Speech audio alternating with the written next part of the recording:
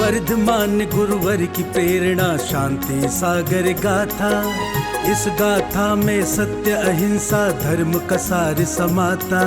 संस्मरण जिसका सुन मन है विस्मय से भर जाता, वो है गुरुवर शांति सागर जी की शांति गाथा।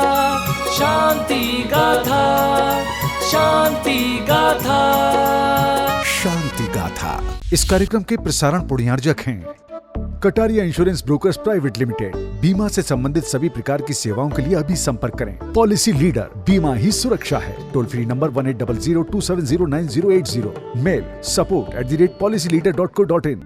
एपिसोड 13, मुनि अवस्था में उपसर्ग।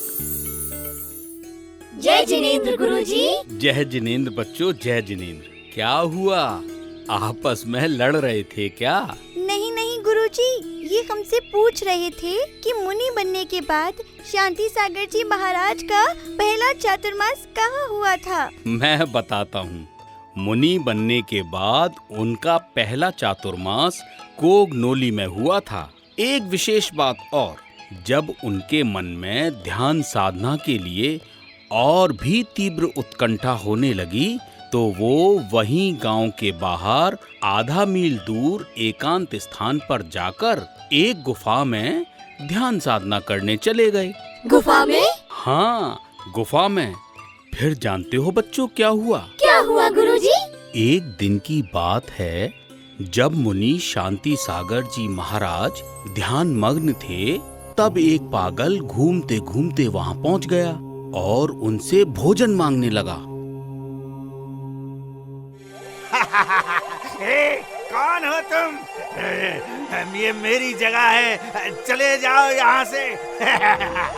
सुनो सुनो, खाना लाए हो? खाना लाए हो? मुझे भूख लगी है, बहुत जोर से भूख लगी है। तुम भी मेरी तरह भूखे हो?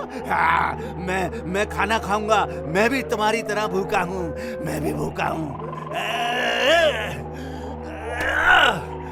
ये लो।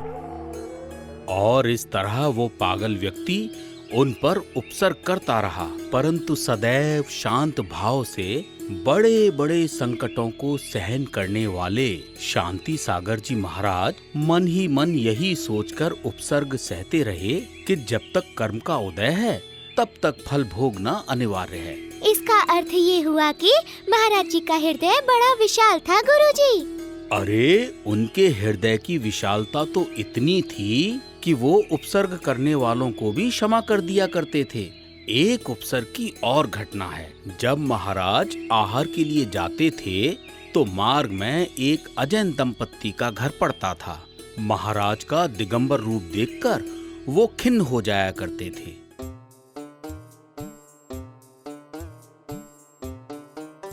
अरे देखो, वो साधु फिर नग्न अवस्था में हमारे घर के सामने से निकल रहा है। अरे तो आप उनसे मना कर दीजिए ना कि यहाँ से न निकला करें, कोई और मार्ग चुन ले।